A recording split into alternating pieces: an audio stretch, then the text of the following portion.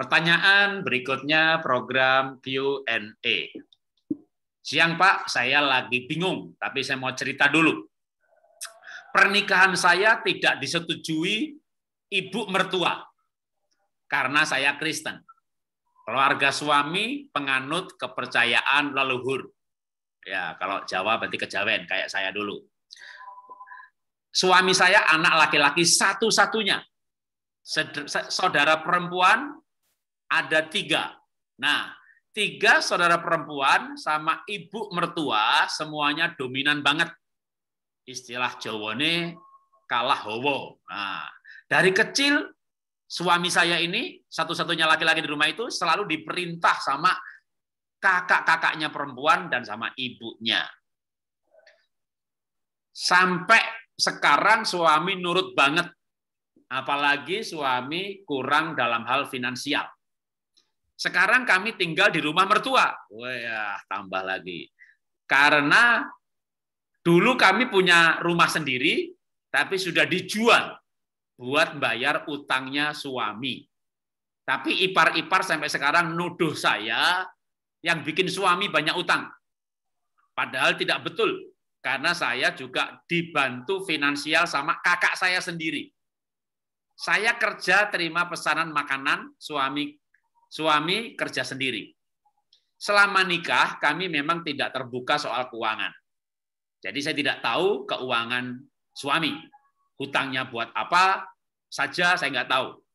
Ipar-ipar sampai bikin surat di notaris, saya disuruh tanda tangan karena rumah mertua ini atas nama suami saya.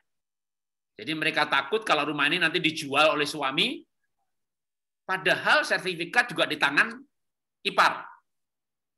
Saya merasa jengkel, saya juga tidak mau sampai ada kepahitan.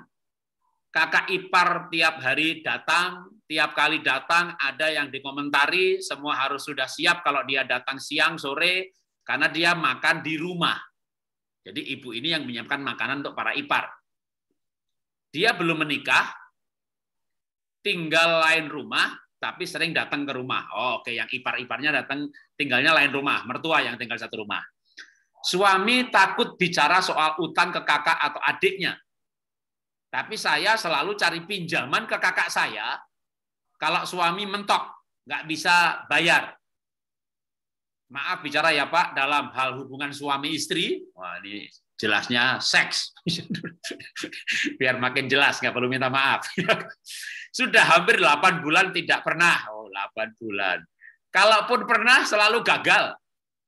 Suami saya kasih tahu untuk berhenti merokok, tidur dini hari. Karena dia merokok, tidur dini hari, nggak pernah olahraga. Jadi mungkin itu yang membuat juga dia selalu gagal, ya, dalam arti impotensi. Pernah, tapi diajak bicara nggak pernah jawab, selalu diem, selalu menghindar. Saya jadi sering ngomel, sering sakit. Nah, ini pertanyaan utamanya sebenarnya gimana menghadapi suami yang lebih nurut sama kakak-kakak perempuan dan sama mamahnya sendiri. Jadi ini ibu ini menghadapi kendala, menghadapi mertua, menghadapi ipar, suaminya diem, nggak terbuka keuangan, dia istri kerja padahal malah bantu keuangan suami, tapi dituduh sama iparnya, membuat suaminya banyak utang, padahal diam-diam dia utang kakaknya buat bantu suaminya. Ya, inilah kalau masalah itu bertubi-tubi. Ya, Tuhan memberi ibu kekuatan, suatu saat kebenaran pasti muncul. Tapi kita akan bahas dulu, dan silakan Pak Alex. Ya, saya melihat ada beberapa prinsip firman yang dilanggar. Mulai dari awal adalah ibu menikah dengan orang yang tidak seiman, bahkan tidak disetujui oleh calon mertua.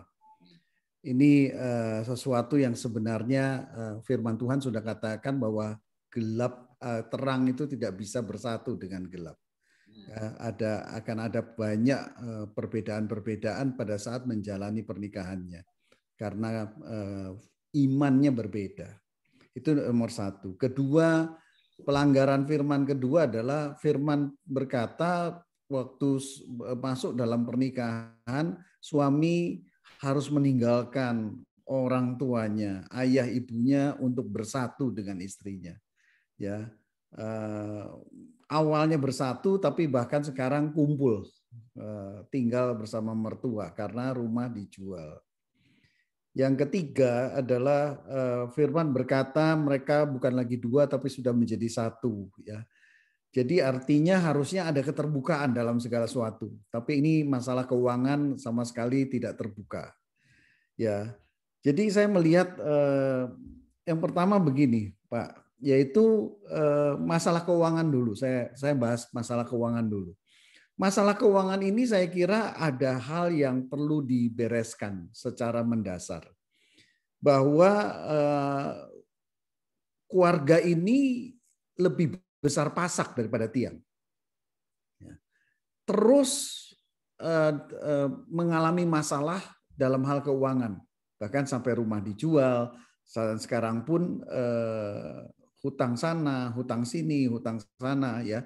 Jadi baik dari pihak suami maupun pihak istri itu masih mengharapkan bantuan daripada keluarga.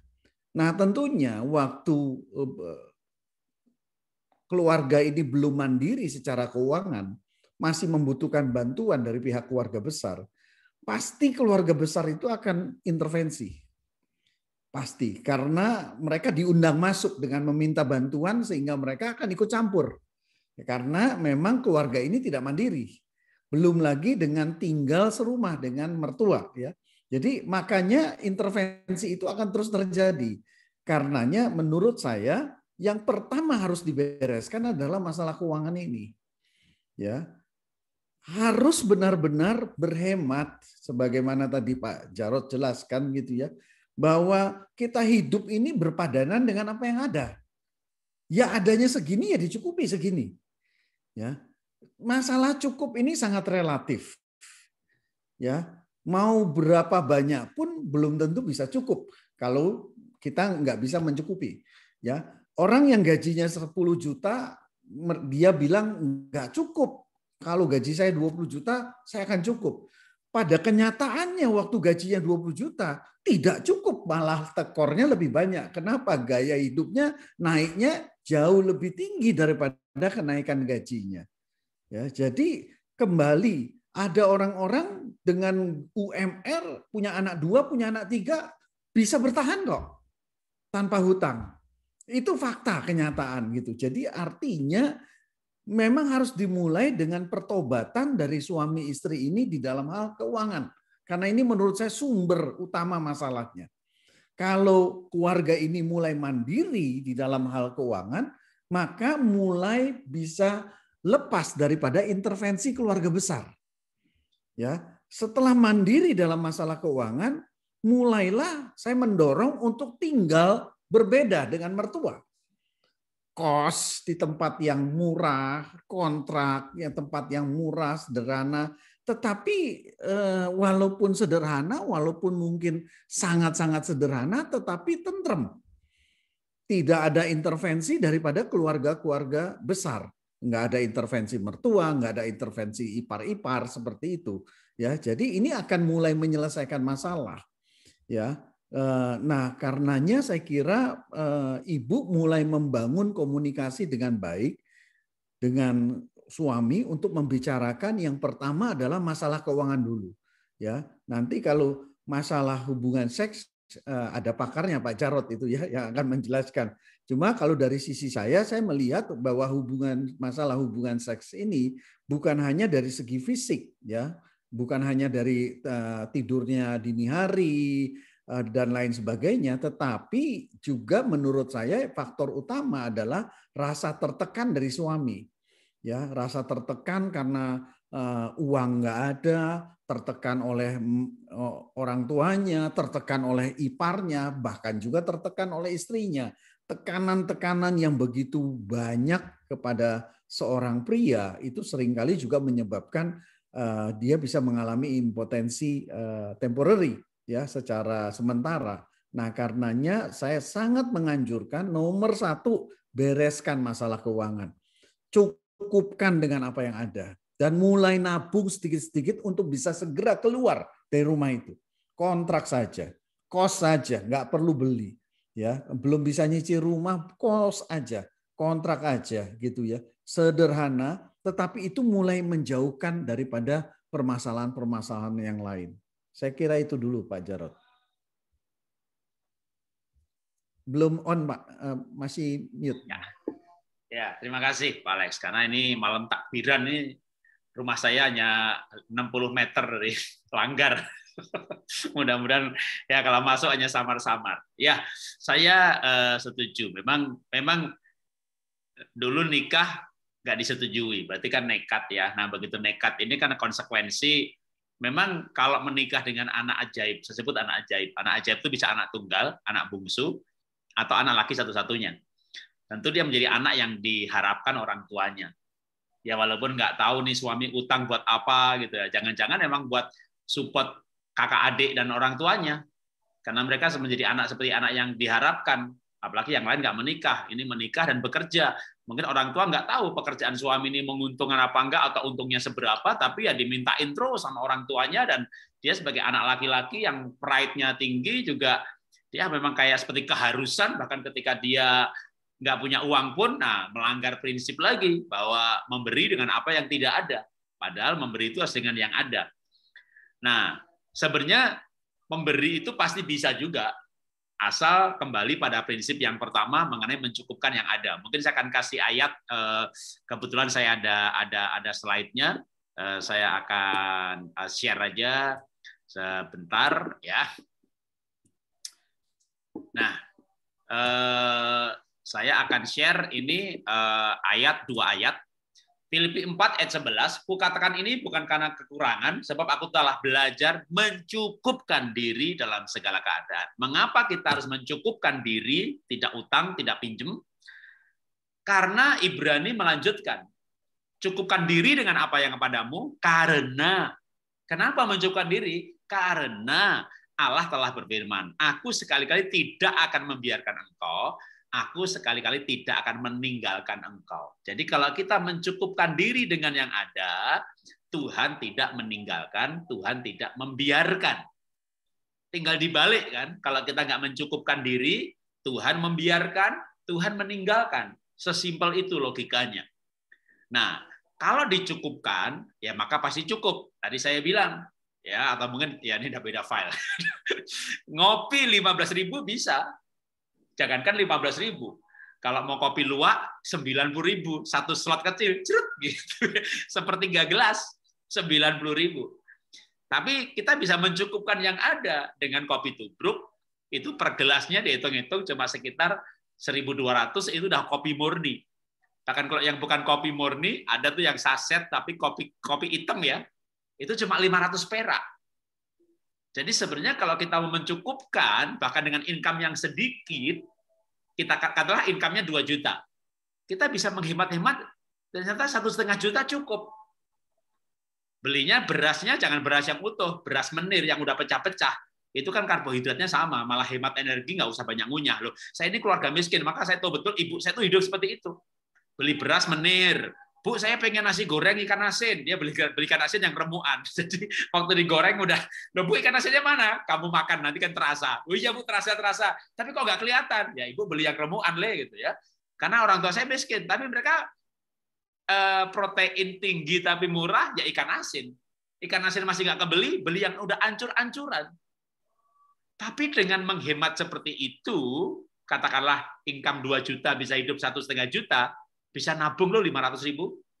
Mungkin kita nggak bicara nabung, kita bisa bantu orang tua atau adik atau ipar 500.000 tanpa ngutang.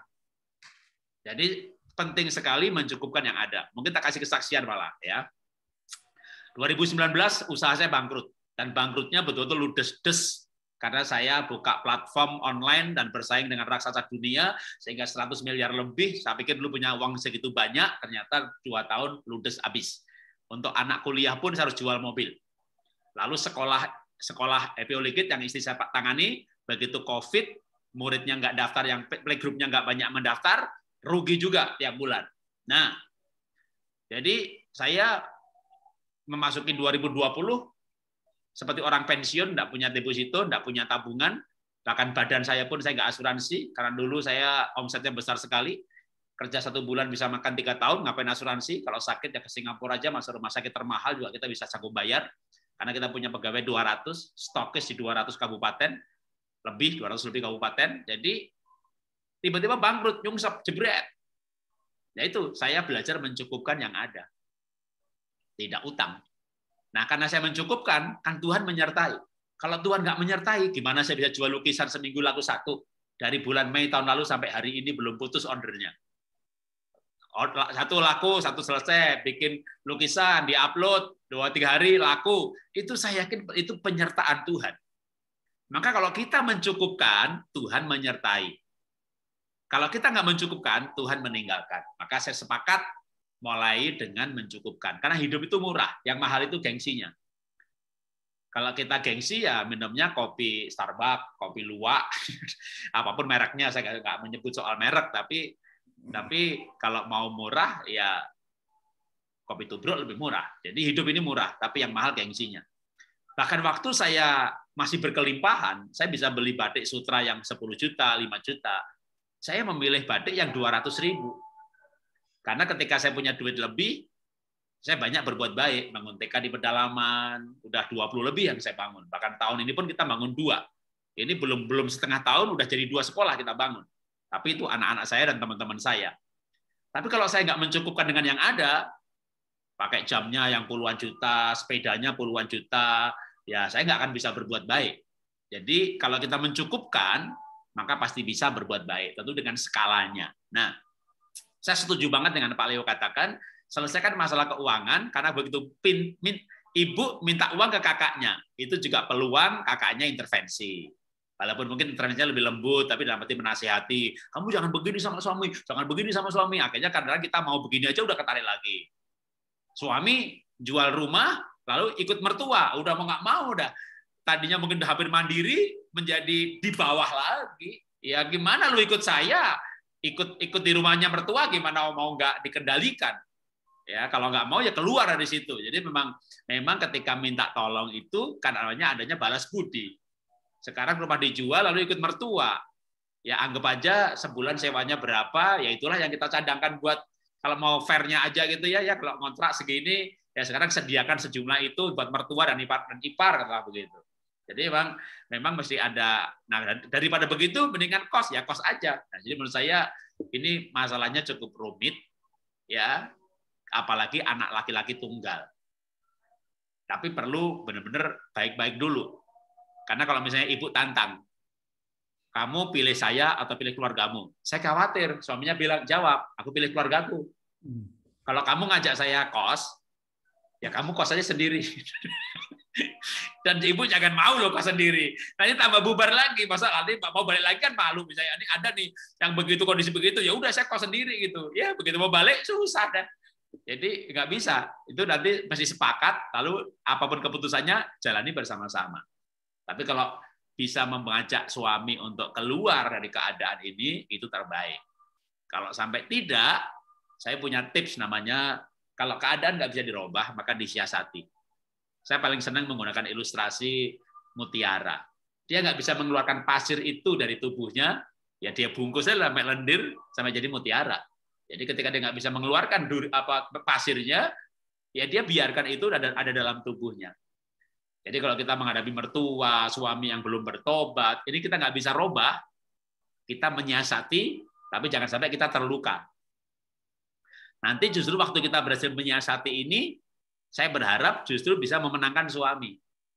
Tapi ibu tidak boleh hidup dalam kondisi terluka ketika saat ini belum ada kemampuan atau pilihan untuk keluar dari rumah mertua. Kadang ngajak suami pun mungkin suami nggak mau. Kan begitu diajak, ada kemungkinan loh dia jawab, ya lu keluar sendiri aja. Harus siap dengan jawaban itu. Kalau dia jawab begitu, nggak boleh marah. Ya udah saya keluar gitu ya. Udah kamu utang tanggung sendiri. Udah jangan bubar. Harus menjawab bahwa tidak, Pak. Kita menikah dulu nggak disetujui, tapi kita nekat karena itu komitmen. Apapun keputusannya, kita harus sama-sama. Kalau kamu nggak mau, ya saya tetap di sini. Jadi tetap ibu harus menunjukkan cintanya kepada suami. Suami ini supaya mikir, kan ini bukan mengharapkan loh ya. Namanya mertua kan suatu saat pasti mati duluan. Tapi jangan sampai ibu menderita, ibu mati duluan gitu loh. Kan dari segi umur pasti mertua kan 2 kali lipat gitu kan umurnya. Anaknya ya ibu nikahi gitu ya. Nah, tapi kalau selama mertua ini hidup, ibu meyakinkan suami bahwa ibu cinta suami, maka kan keadaan begini juga nggak akan selamanya. Mudah-mudahan bisa segera selesai. Tapi kalau belum, kita harus berpikir alternatif yang paling jelek bahwa ya suami ini akan nempel terus sama mamanya sampai mamanya meninggal gitu. Atau mungkin dia memang bernasar, saya akan merawat orang tua saya sampai dia meninggal, papa udah nggak ada, tinggal mama, karena begitu. Nah itu kan keadaan yang kalau dia udah levelnya kayak nasar gitu, bahkan mungkin dia udah berpikir kalau istri saya nggak setuju ya aku pilih keluarga. Nah itu kan keadaan yang mungkin sudah saat ini belum, dalam tanda petik, belum bisa dirubah. Tapi saya selalu percaya semuanya bisa dirubah. Cuma ada kayak strategi atau siasat. Sementara ibu harus hidup sebagai pribadi yang bahagia dengan menyiasati keadaan ini, tapi tetap pegang prinsip yang misalnya memberi itu dengan yang ada. Suami istri itu harus terbuka. Jadi benang kusutnya ini coba mulai diurai, tapi saya sepakat banget sama Pak Alex bahwa mungkin mulai lebih baik mengurai dari sisi keuangan. Jadi mungkin perlu untuk bicara berdua, walaupun dia kalau diajak bicara males, diem, nggak mau ngomong. Tapi ya gimana caranya untuk membicarakan keadaan ini, gitu ya. Kalau dia udah nggak mau bicara deh, males, atau diajak bicara berantem, ya sudah, diem aja, tapi melakukan apa yang kalau kita bicara tuh keputusannya ini, gitu ya. Itu langsung dilakukan aja tanpa bicara. Jadi kan kita punya rencana nih, kalau bicara keputusannya ini, sikapnya ini. Kita kayak melakukan sepihak, tapi sepihak yang baik. Ya, misalnya keputusannya kita akan berhemat gitu ya. Ibu mulai berhemat aja. Lipstiknya berhemat, bajunya berhemat, makannya berhemat gitu ya, sehingga punya duit lebih untuk bayar utang ke kakaknya sendiri, utang kakaknya lunas, bisa bantu mertua bahkan, papa aku udah berhemat selama 6 bulan ini, aku sekarang ada sisa. Kalau mamahmu butuh, bantu deh. Biar dia kaget ya. Lu baik banget sekarang sama mamaku gitu kan. Jadi itu namanya menyiasati. Kan kesepakatannya pembicaraan pun hasilnya apa sih? Mencukupkan yang ada, utang diberesin. Itu kayak tanpa dibicarakan, lakukan sepihak dari sisi baiknya itu. Nanti percaya saya, sikap itu menular. Cuma memang kita akan capek. Capek dong Pak Jarod, pasti. Tanpa kekuatan Tuhan kita pasti capek. Enakan dia dong Pak, oh pasti. Itu mah udah pasti enakan dia. Tapi tunggu dulu loh. Dengan mengambil sikap seperti itu, kita juga akan enak kok. Karena kita mengambil keputusan sekarang. Ya bahwa menikah ini keputusan saya, ini konsekuensi saya, dan sekarang saya mau menjalani hidup dengan cara yang berbeda, yang membuat saya merasa bahagia, membuat saya merasa mulia. Nah, nanti soal seks, kembali lagi, saya setuju dengan Pak Alex, orang itu bisa impotent conditional. Jadi, karena ada masalah dengan istri terus gitu, lihat istri nggak bisa terangsang. Lihat orang lain terangsang. Itu bukan orang kurang ajar, tapi karena memang secara psikologi kalau orang jengkel dengan orang lain, atau coba kayak ibu juga mungkin lihat suami udah nggak bisa terangsang gitu ya. Walaupun mungkin ibu akan susah juga terangsang dengan orang lain, karena menjadi frigid. Tapi itu perlu diselesaikan ya. Mungkin kalau ke dokter dicek juga dia nggak impotent. Misalnya sama dokternya dicek, suruh lihat film porno, suruh onani, keluar juga spermanya. Maaf saya bicara bla-blaan, tapi dalam hubungan orang tertentu, nah ini ketika masalahnya ditangani, nanti itunya dampaknya, karena itu dampak. Jadi ketika nggak pengen bercinta, gimana ya orang stres kok udah nggak pengen bercinta, stres, capek, maka ini benang ruwet ini begitu diudar satu-satu bisa kok, tapi mulai dengan akarnya. Kan akar tuh ada cuma 3 sebenarnya kalau bicara yang ada ayatnya ya. Akar cinta uang, akar kepahitan, akar penyembahan berhala. Nah ini sebenarnya suami ini ada 2 nih. Penyembahan berhala juga, soal uang juga. Nah maka satu-satu dulu. Ketika orang tidak lahir baru sungguh-sungguh, ikutnya kejawen, leluhur, ya memang pasti akan punya hal-hal yang seperti itu. Tapi sekali lagi, menikah adalah konsekuensi, dan 1 Petrus 3 ayat 1-7 mengajarkan kalau seorang istri punya suami yang belum bertobat, justru untuk dimenangkan. Atau Paulus juga berkata, tidak tahukah kamu bahwa engkau akan memenangkan pasanganmu. Makanya Paulus berkata, orang Kristen harusnya tidak berinisial cerai, karena istri akan menguduskan suami. Dan demikian juga sebaliknya, suami menguduskan istri. Lalu ditambah dengan ayat lagi, tidak tahukah kamu bahwa engkau akan memenangkan pasanganmu? Jadi kita ada harapan justru untuk memenangkan pasangan. Tapi ini kan terlalu jauh gitu ya. Yang penting nih sekarang ini ibu tidak menjadi, kalau istilah saya itu kerang yang kemasukan pasir, lalu sakitnya minta ampun dan menderita. Tapi bagaimana membuat pasir itu dibungkus. Nah, kalau kita kan masalahnya bukan pasir kan. Ini ada mertua, ada ipar. Ya kita gimana kita bisa menghadapi ini dengan pribadi yang kuat karena kita punya sumber kebahagiaan Tuhan. Punya sukacita karena punya kepastian keselamatan.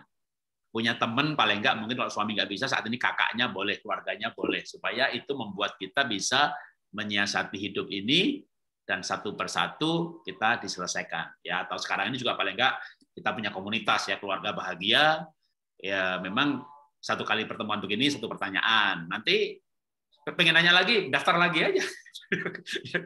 Nanti kan pasti menurut saya firman Tuhan, pengajaran, nilai-nilai itu akan menuntun kita. Saya juga hidup dimulai dengan dari banyak masalah kok. Saya ini dulunya bukan orang Kristen. Tapi masalah itu kan lepas satu-satu, masalah alergi, masalah kemiskinan, masalah kebencian dengan suku lain, masalah pornografi, saya pernah onani tiap hari. Jadi saya tuh enggak, kalau sekarang ini orang lihat saya, wah tertawa terus, bahagia banget, hidupnya kayaknya mulia. Ya sekarang, kan dulu juga banyak masalah. Jadi, tapi masalah itu satu persatu selesai, karena Tuhan kita dahsyat banget. Jadi firman Tuhan itu lengkap sekali, dan akan membawa kita pada pemulihan seutuhnya. Ya, Tuhan memberkati. Kita akan lanjutkan pada pertanyaan selanjutnya.